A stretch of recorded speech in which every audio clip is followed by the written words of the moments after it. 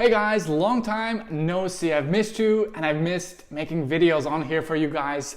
So if you're wondering why I've been away working hard on a service or product called Bookbeam that I can't wait to announce to you, but more on that in another date, in another time. The topic for today's video actually comes from one of you guys. A user named Chelsea asks, hi Chelsea.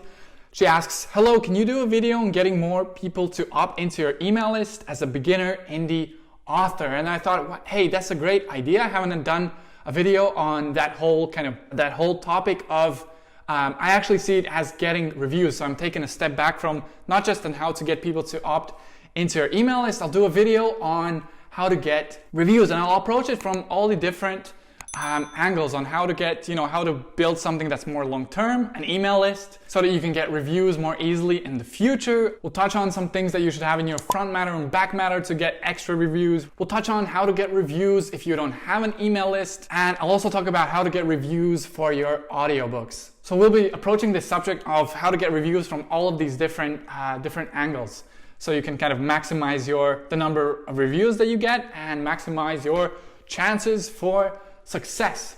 So I don't think I need to say too much about how important reviews are on Amazon and on anywhere online. That's pretty much how people kind of make their buying decisions. They read what other people have who have bought something, who have used something, who have done something. They read what these people say, and from that they kind of try to navigate whether this is for me or this isn't for me, whether I should spend some money and time on this or not. And Amazon, the platform itself, knows this, and they know this very, very well, to have a system, a reviewing system that people can trust. And they've actually, they've actually sued people in the past for creating fake reviews, and for people, paying for these fake reviews to get on the platform. They've actually sued them. And that just goes to show how really, really important reviews are for Amazon. And on top of that, of course, I'll just say this once again, just because it's like really, important fundamental information. Reviews are social proof. People trust social proof, so it's really important. But beyond that, reviews also are a fairly significant factor in the Amazon algorithm. So, it's just really important. And because of these limitations of what's happened here, it has become somewhat more challenging to get reviews, and a lot of reviews. It wasn't as easy as it was before, because before Amazon actually had lists of top reviewers, and you could contact these reviewers pretty easily. It wasn't hard to find their email or their social media accounts, and you can just reach out. Hey, would you like to get a free copy of my ebook? Would you like to get a free copy of this print book? In exchange for an honest review. And actually Amazon has removed any contact access to these people, just because of some people on the platform not playing the game fairly, of them abusing this system. All right, so now let's dive into the specifics. Let's lay down some ground rules. Let's look at Amazon's terms of service, what they do allow and what they don't allow. Well, more importantly, what they don't allow. People ask me, can I go to Fiverr? Can I pay someone to leave me reviews? No, you cannot. Amazon does not allow incentivized reviews. Now, a free review copy does not qualify. That's fine. That's not an incentivized review. You can send a free copy to someone and say, please leave me your honest opinion on Amazon. But what you cannot do is, hey, here's my free copy, and here's $100. Here's $50.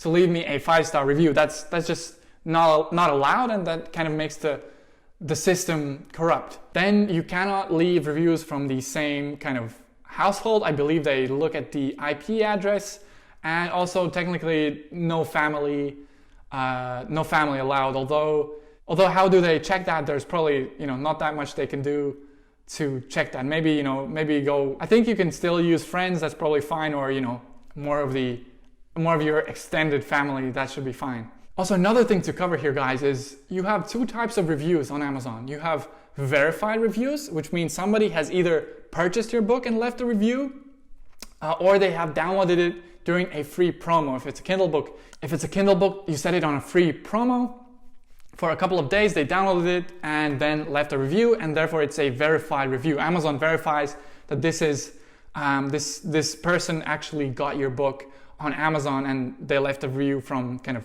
through that path. And then the other types of reviews are unverified reviews where the person hasn't purchased the book directly from Amazon. So these would be people who you send your free review copies to. That's just something to keep in mind. Verified reviews kind of have more credibility in people's eyes. And it's also highly likely that the algorithm puts more weight on verified reviews rather than unverified reviews. So, all right, so those are kind of the ground rules, the basics of what you need to know to get started here. So now I'll share with you 4 different types of strategies that you can employ. They all work in different kinds of ways. Some are more active, some are more passive, some are more short-term, some are more long-term. Some are things that you can do during the launch, and some are things that you just set it and forget it. Include it in your system and just forget about it, and it will get you reviews over time.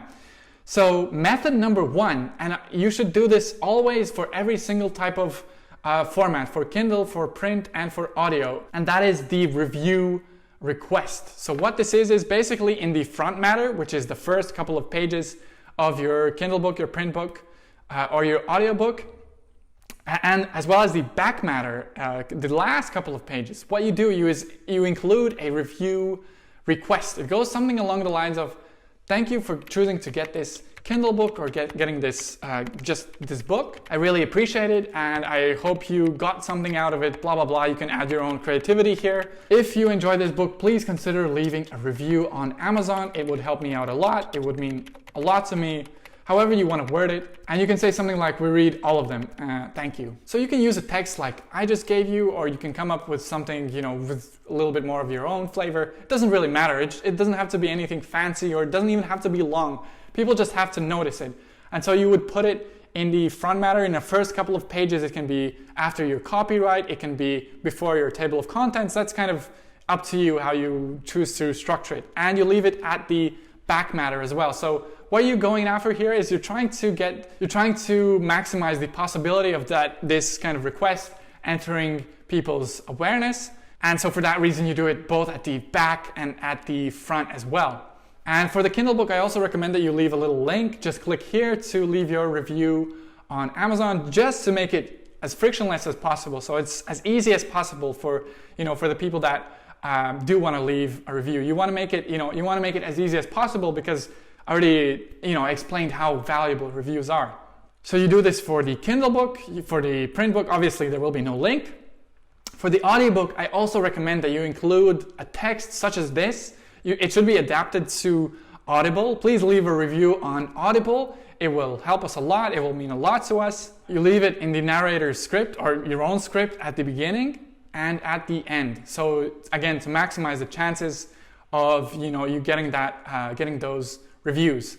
So and this is going to be one of those things that you just do once and you can just forget about it, and it will help you to get reviews over time. It should be one of those things that is kind of integrated into your publishing system, and you kind of create it once and you just forget about it. Every next time that you have something to have a book to be published, you just automatically include it, copy paste it from the previous book, for example, and that's it. For me, my VA does this for me. She has this text, she does it. It's not even in my awareness, basically, and I highly suggest that you integrate this one into your systems. Next up, we have the email list. So the email list is the long-term play.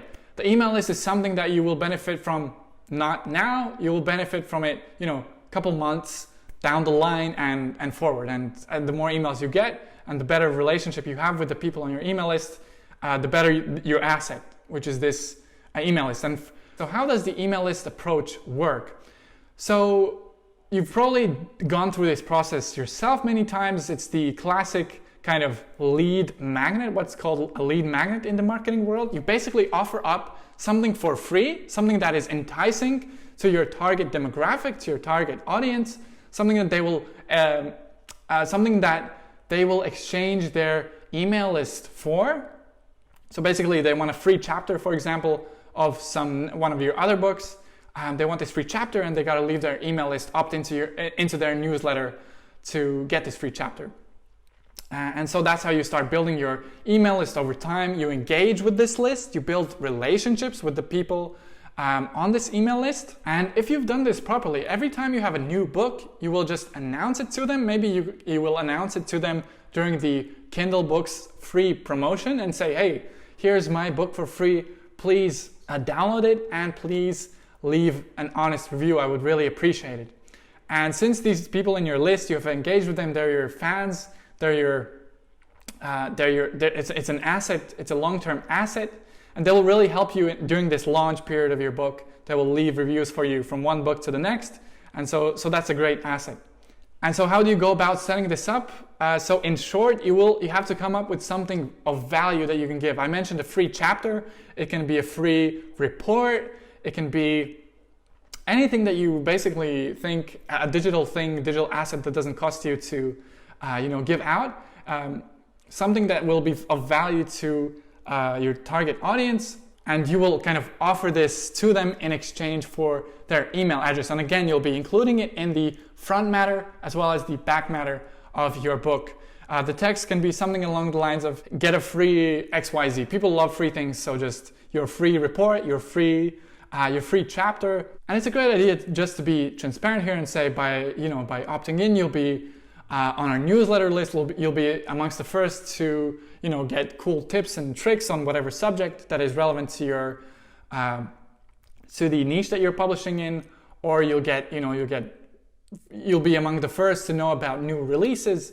Just something that they will find valuable. How to set this up? I recommend that you use a service like MailChimp. I think that's probably the most cost-effective one. They have a free plan, which most likely will be good for the vast majority of you guys. And this free plan includes these opt-in lists. It does include a simple automation. So how this works is they come to your little landing page that you've made via MailChimp. They leave their name, they leave their email address, they click yes, sign up and send me my report. And then this report gets sent automatically to the subscriber via MailChimp's email automation. And so that's pretty much a quick overview of the email list. That's something, again, it's a long-term asset that you're building that you will benefit from not now, but later on in the future. All right, so moving on, let's say you don't yet have an email list. What do you do? What are the options at your disposal? Obviously, we know we cannot pay for reviews. That's a no-no. That's against Amazon's TOC. We don't want to do that. So what do you do in that case? Well, in that case, there is an approach that's kind of I would define it as a kind of a hustle approach. You hustle your way into getting reviews.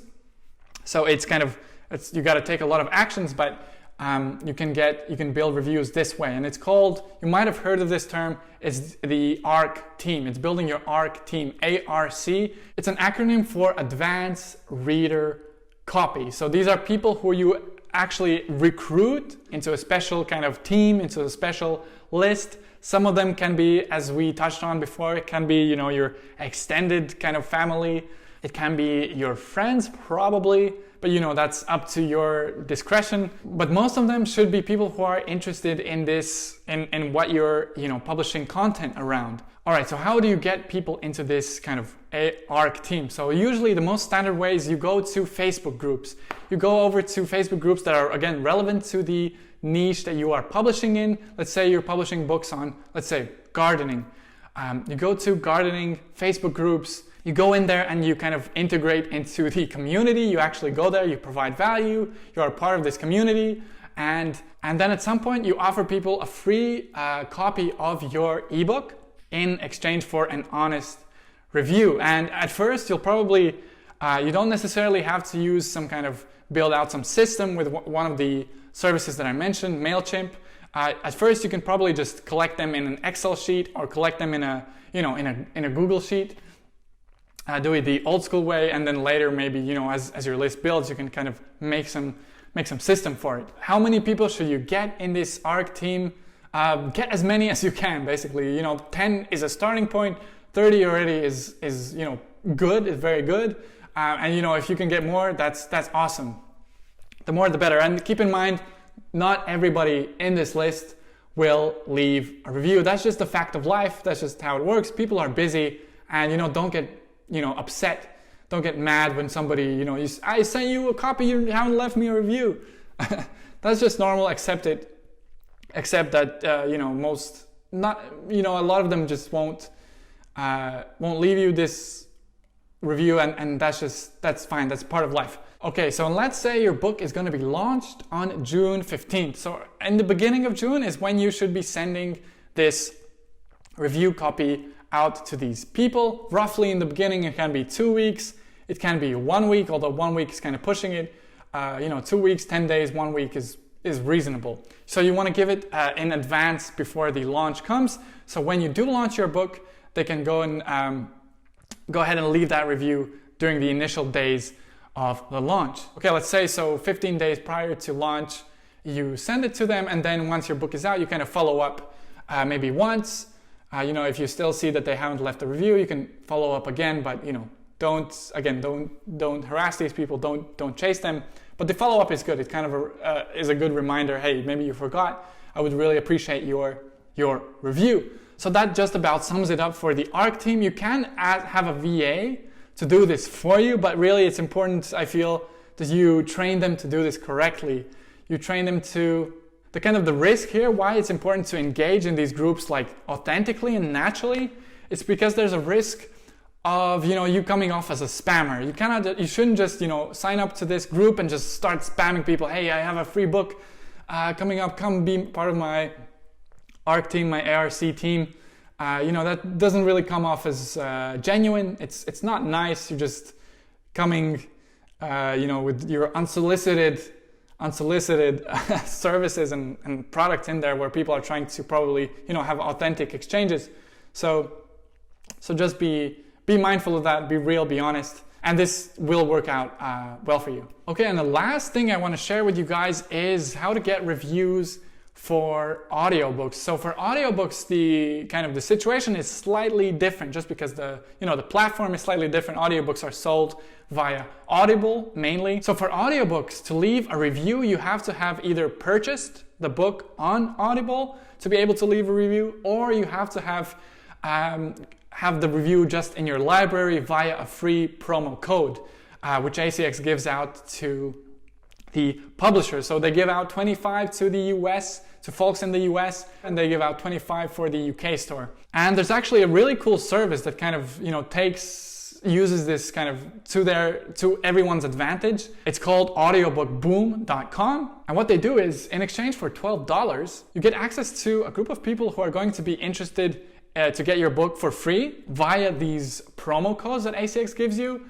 in exchange for an honest review. And this service costs $12. How it works is you just, you pay these $12 via PayPal, I believe it is, if something hasn't changed. And then you leave the details about your audiobook, you leave the cover, you leave some description. Then your book gets announced to this group of people that they have in their database that are looking for free audiobooks. They actually apply and they leave their email address in a special kind of Google Sheet. And then you send out the free promo codes that you get from ACX to this list of people. You don't really have to send them. You can screen them. You can have a look at their Audible profile. If they're kind of a nasty person who leaves plenty of 1-star reviews, you can obviously not send it to them. But usually, we send it to all of them, because interestingly enough, the promo codes count towards as real sales, and it does help the algorithm. And by the way, once again, I will mention that for this service, not everybody will leave a review. In fact, usually most people won't leave a review, but still, it is worth doing for those couple of reviews that you are going to get. And again, you get this benefit from the algorithm of these people downloading your book via the promo codes. And by the way, you can also use these promo codes in your own ARC team. You can just say something like, hey guys, whoever is interested in a free audiobook in exchange for an honest review, just let me know and I'll send you a free promo code. And obviously you can also do the same thing for your email list if you have it. So that just about sums it, guys. Those are the 4 main ways of acquiring reviews. There are more, but these are, some of the most common ones and the ones that work consistently. So once again, requesting reviews at both the front matter and the back matter in all formats. Doesn't matter if it's audio, doesn't matter if it's Kindle or print. Request a review in all of them, just because they're so important in this in this landscape that we're in. Next, do build your email list. Do set it up. It's one of those things that you kind of work at in the beginning a lot, to set up this system, to set up this little page, to come up with something valuable to offer. But you just do this once, and then over time your list will just build from readers. You can employ other strategies to build this list. But yeah, this is an asset that will really be valuable for you over the long haul. Then we have the ARC team, the Advanced Reader Copy team. A group of people, usually a small group of people, or relatively small group of people that will receive free copies of your ebook in exchange for honest reviews on Amazon. And then lastly, for audiobooks, you can use the service called audiobookboom.com that I mentioned. I'm not affiliated with them. I just think it's pretty cool what they've made, as well as just using the promo codes within your email list or for your ARC team. So that pretty much sums things up for this video, guys. I hope it was valuable. I hope it was helpful, even for those of you who are employing some of these strategies already. I hope you still managed to pick up something new and will be able to implement it and benefit from it. That's it for this one, and I'll catch you guys pretty soon.